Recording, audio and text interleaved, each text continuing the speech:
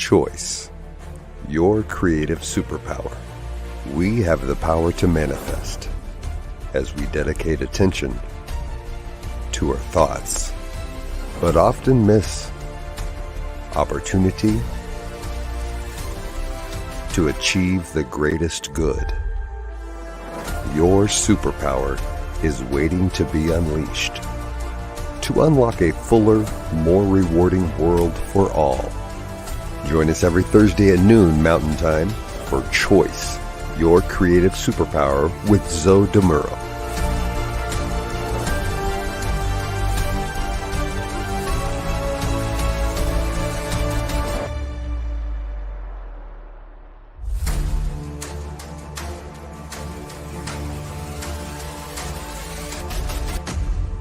And now, here's Zoe. Hello, folks. Welcome to the New Thought Media Network.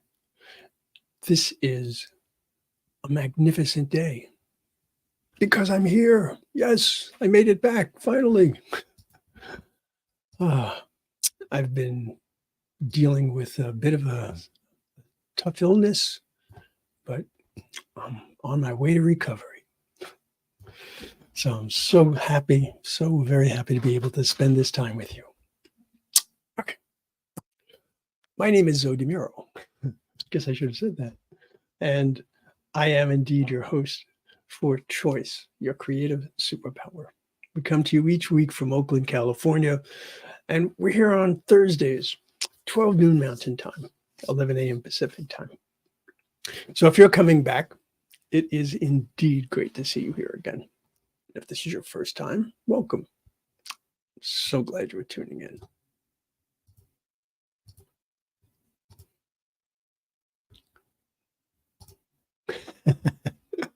Yeah, I'm back, Shay. Okay. So, my ministry as a religious science practitioner with the New Thought Media Network and my mission as a transformational coach are the same. They're to help people to live their lives to the fullest. What we do here on this show is we explore. We explore how wielding your superpower for the greatest good can co-create a most fulfilling life experience. Today, episode 77, we'll be exploring the relationship between choice and doing. Now, I had intended to do these back-to-back, the being show and the doing show, but there have been a few weeks in between. But when we looked at being, I did say that while that interacts with choice, we also needed to look at the other side of the coin, doing, and see how that interacts with choice. So doing is, of course, engaging in an action of some sort, carrying something out. Oh, we could be doing any one of these things, for example. Let me bring this up. So we could be accomplishing, achieving, acting, closing. I'm not going to read the whole list to you. So those of you who are listening to this, you might want to go back and actually take a look at the video at some point. But basically what it comes down to is these are all activities. Now, with this particular list that I came up with, choosing isn't on that list, but determining, which is a part of choosing, is there. So, of course, choice is an action.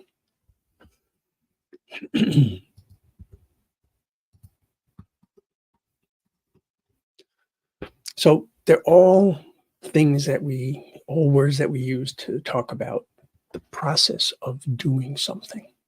Now, life is essentially made up of being and doing.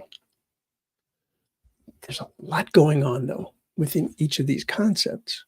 And while we might not always be aware of which is the driver, the primary force, it can be very revealing to examine that. For example, someone could lash out at another person. So we can see the doing part, right? We can see the physical or the verbal act of lashing out. But what about the being component? That is what caused that particular reaction with that particular emphasis and that energy. Being angry because someone stepped on your foot is considerably different to being angry because someone cheated you in some way, and different again from being angry because you simply don't like the person and everything they do or say annoys you. It can definitely be difficult at times to understand how the being and the doing relate to one another. Excuse me. A person's ability and a person's willingness to pursue the understanding of how these relate can be a real benefit, or if there is not much of an ability and not much of a willingness, can be a real drawback. I look at myself, for example. I know that if I act in a way that's consistent with my values and my beliefs, then my doing, right, my actions or reaction, let me try that again. Sorry, got to get focus here. Okay, let me try again. I'm thinking purely of myself at this point. If I act in a way that is not consistent with my values and beliefs, okay, then my doing, my actions or my reactions, they're not in alignment with my being, my state of consciousness. Right. So, for the most part, I can tell when I've lost that alignment. There are warning flags flying all about in my mind, even in my body too, because that picks up on those cues. The muscles tighten, breathing changes. If I continue, nevertheless, then my judgment can become clouded, and I could deliberately, if not consciously, put aside my values. Never a good idea, right? So, given that being and doing are inextricably linked in a fulfilling life, each has its own place of importance, and each bears understanding. Right? I remember Psych 101. Okay. One of the most important concepts that they brought about in studying Psych 101 was Maslow's hierarchy of needs. You're probably familiar with this.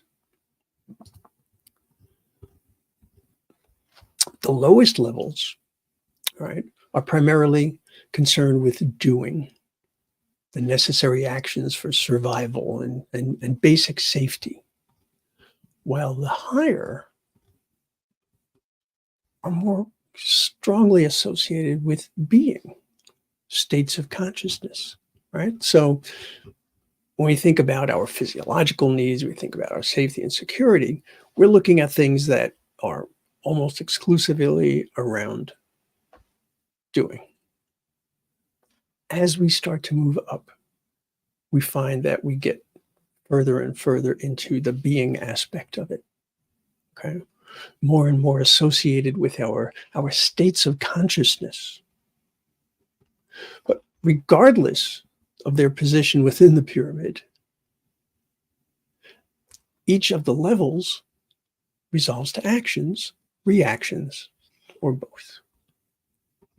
So what we do is heavily influenced by our state of consciousness.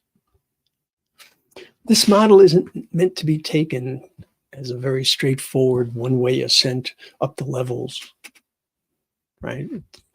It just doesn't really work that way. A person can be living their life in a way that tracks beautifully to the upper levels and experience a significant change of circumstances or an unanticipated condition that just absolutely rocks them to the foundation.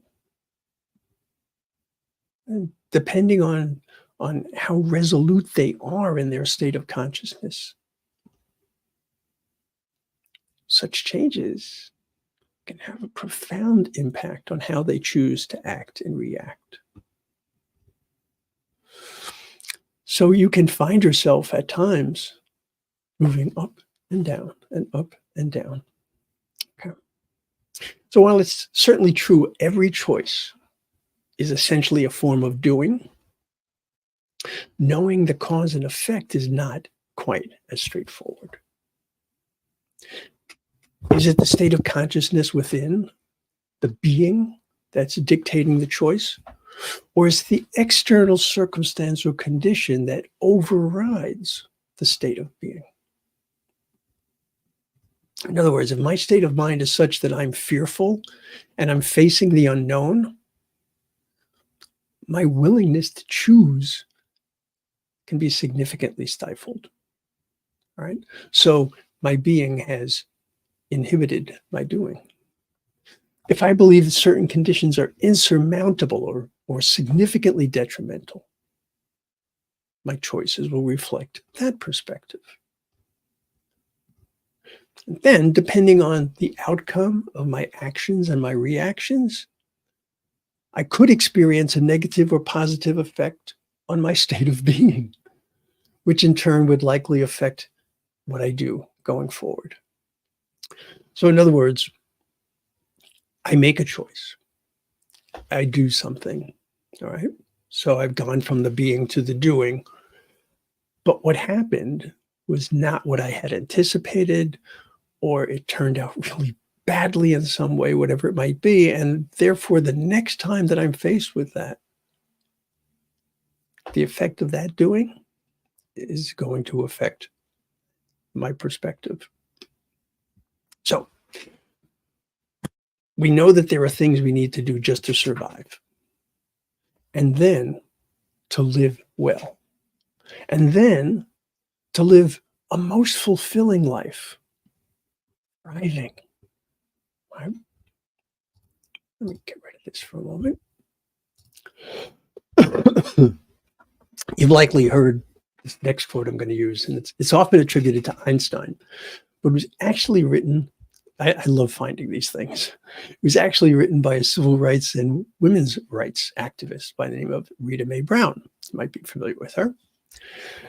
The quote is this: "Insanity is doing the same thing over and over again and expecting different results." There are times that choosing to do something is far from the best choice. And that type of repetition is a perfect example.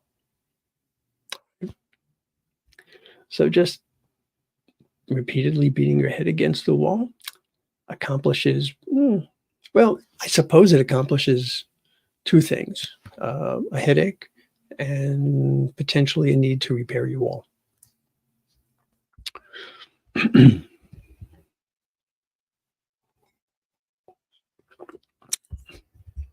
You ever hear this one? Don't just do something. Stand there. That was originally shouted. I've heard this many times, and I had to find out where this came from. It was actually a producer who was saying that to one of his actors.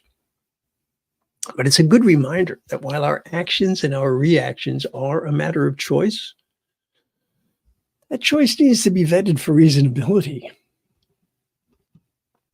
There are definitely times where doing is not the way to go. Or perhaps doing means what we're going to do is stop. What we're going to do is pause. What we're going to do is reflect. Okay. I was talking to a buddy of mine about his car. And he was like, "Oh man, I've been really struggling to fix this. And I checked this out and checked that, and nothing's working." So he closed the hood of his car and he said, "Well, we'll see how it's doing tomorrow." It's like, I don't think we have self-healing cars. So much as I'd like that, I don't think there was really a reason to believe that repeating the exact same steps that he's been doing already are going to result in anything any better than the last time.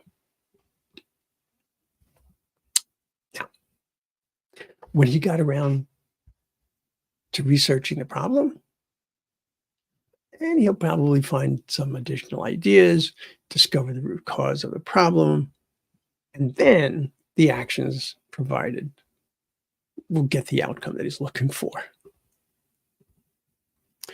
So look at the various choices he made, all right, initially and then subsequently. So holding on to a somewhat less than legitimate pride in his automotive skills, his choices were very limited, and his determined but ill-conceived efforts were kind of fruitless. But once he chose to pause, open to other possibilities, then his solutions can come forward, right? Possibilities, unlimited possibilities as to ways to address his problem. Hey, he could have spoken to a mechanic. He could have gotten out his, I forget what the names of the books are, but there are these books I remember I used to have when I used to work on my car. But anyway, okay. Where do I want to go here? Oh, yeah. So Stephen Covey, in his, I would refer to it as an iconic book, 7 Habits of Highly Effective People, speaks of an upward spiral of growth and continuous improvement. Let me show you what I mean. Okay. He says, moving along the upward spiral requires us to learn, commit, and do on increasingly higher planes to keep progressing. So if we want to progress, we must learn, commit, and do.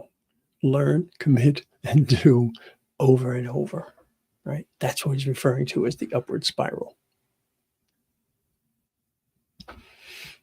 Okay, now, if we take Maslow's hierarchy of needs and Covey's upward spiral, all right, so let's do that. There we go.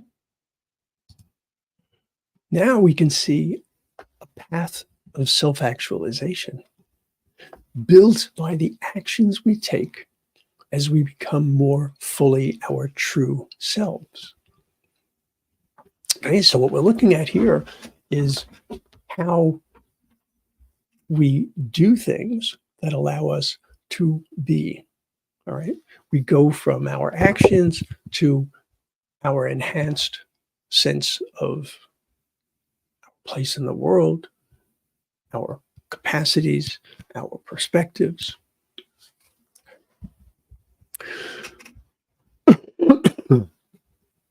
What we choose to do when we're functioning at the lower levels is significantly different from what we do at the upper levels. The level we're operating at is determined to a certain extent by our state of consciousness. But as I'd mentioned, our state of consciousness is subject to influence from outside conditions or circumstances. Now, here's the key. This is very important. To the degree that we allow it. All right.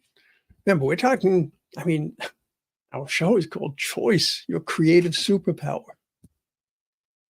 All right. Now, what do we allow? All right. Well, what we allow is informed by, or could allow, is informed by a host of factors. A stronger sense of self and a stronger sense of self-efficacy is less likely to allow outside conditions to really sway one's state of consciousness, at least to the same degree as someone with less confidence, or someone lacking in self-compassion, or someone who has chosen, for whatever reason, not to create and maintain personal boundaries. All of these things provide a greater sense of being and therefore provide a greater possibility for doing what actually is indeed better for us. And quite frankly, what is truly better for each and every one of us is going to be better for others as well. Meaning, if we can align more closely with who and whose we are, our actions will be far more beneficial.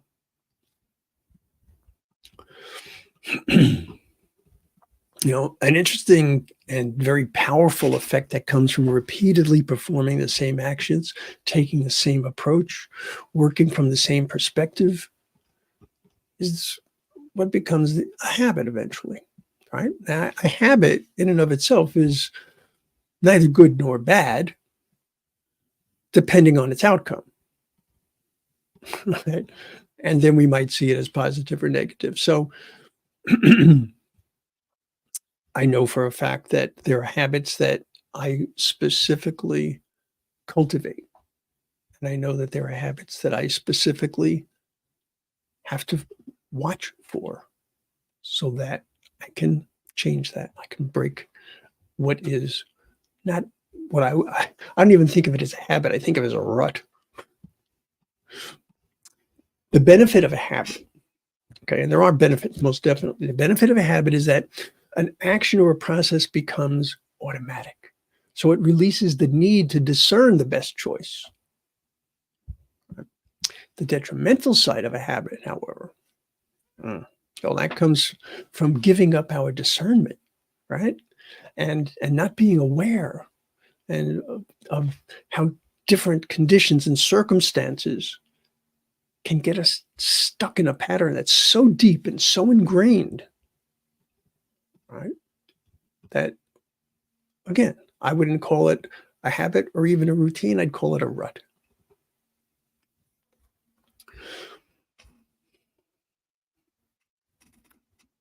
One of the things that we get from our doing, from our actions, is that we have a feedback loop.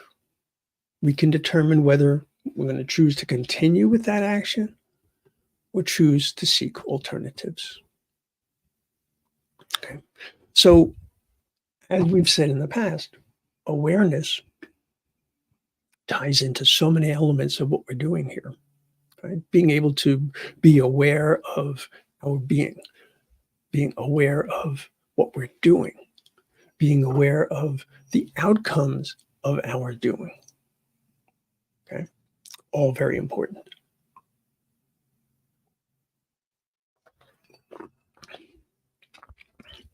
I noted in an earlier episode, actually in a number of earlier episodes, I deal with OCD daily. OCD, obsessive compulsive disorder. Right? I wanted to mention it here because it's a real anomaly when we're talking about choice and doing. It's actually a type of a neurodivergence because it leads to behavior and mental states that differ from the norm, right? And it significantly affects how you go through your day, how you function.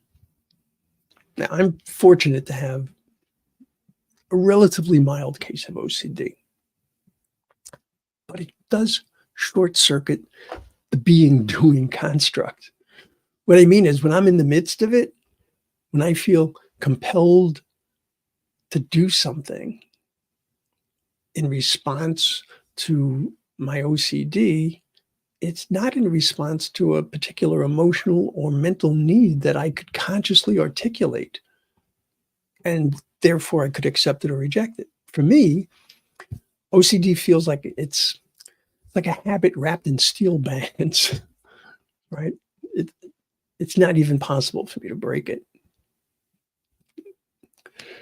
Now, while I'm certainly aware that I'm performing a particular action and I'm not sleepwalking or something, it's not exactly a conscious choice.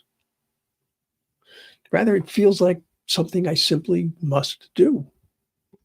And quite honestly, it can get frustrating because as I've aged, the number of OCD situations or triggers, I guess might be a better way to phrase it, they've increased with no discernible reason that I can see.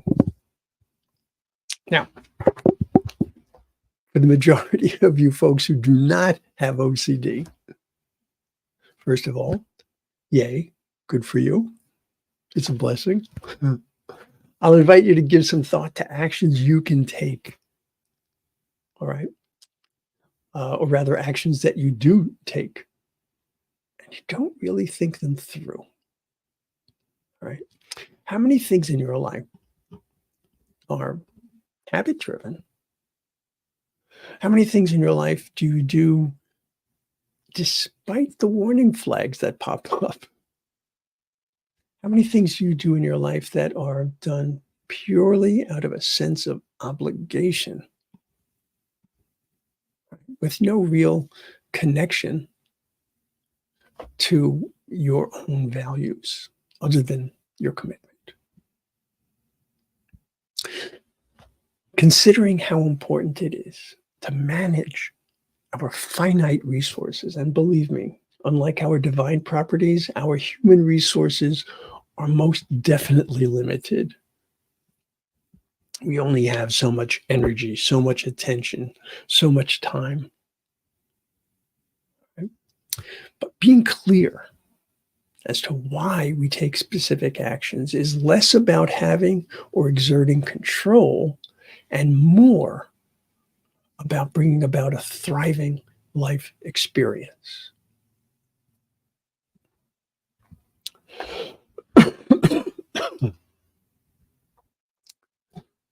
Take this down.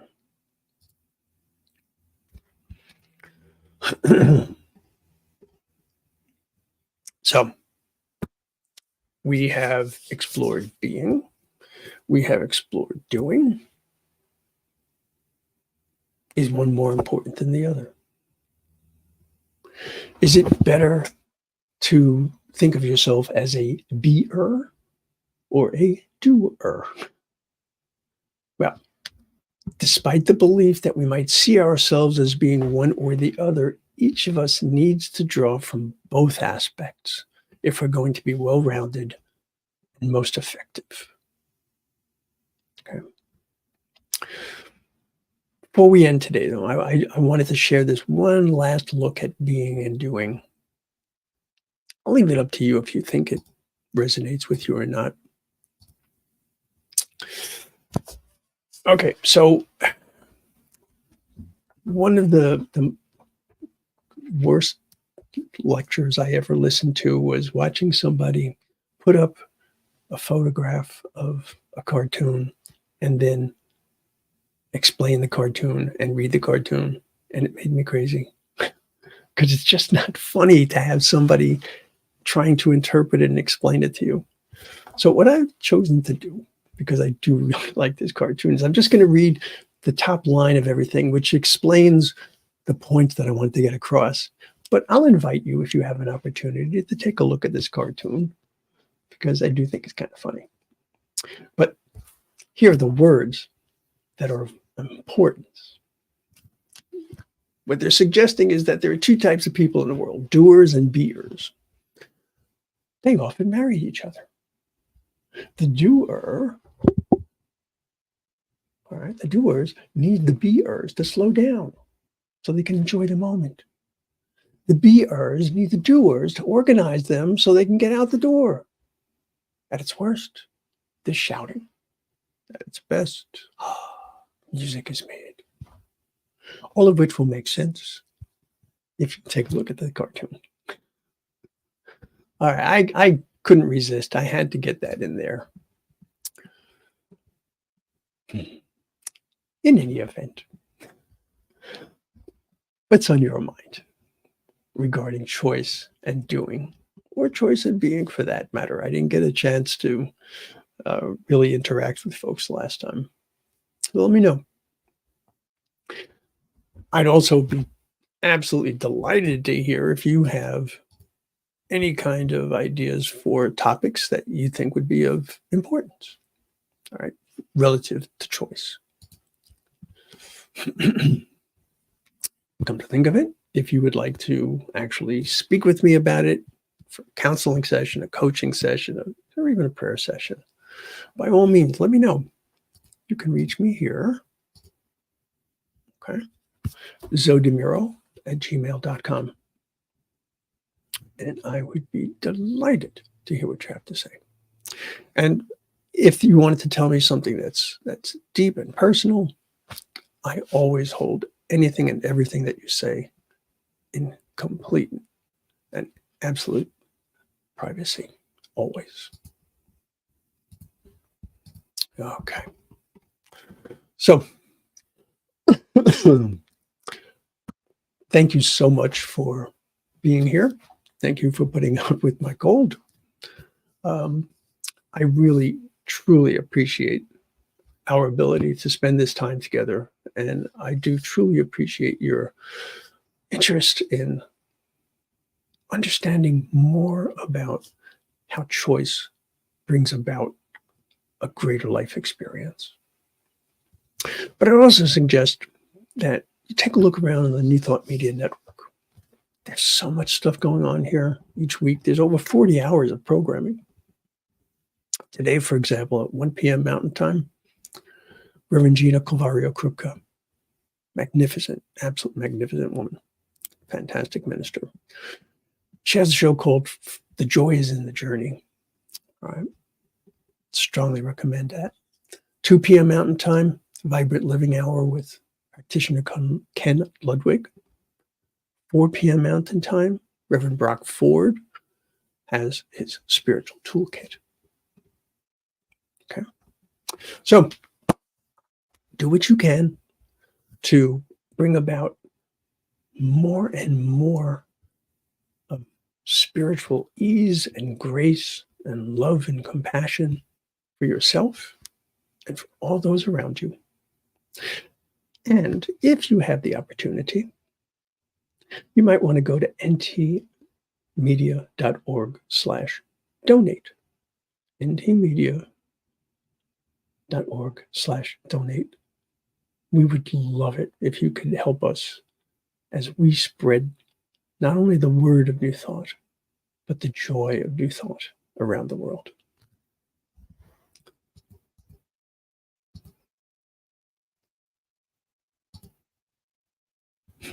You're very welcome. Very welcome, Shay. Thank you so much for being here. All right, folks. So until we do meet again, which should be next week, right? Choose wisely. Much love and many, many blessings. Namaste. Choice, your creative superpower. We have the power to manifest as we dedicate attention to our thoughts, but often miss opportunity to achieve the greatest good. Your superpower is waiting to be unleashed to unlock a fuller, more rewarding world for all. Join us every Thursday at noon Mountain Time for Choice, your creative superpower with Zo DeMuro.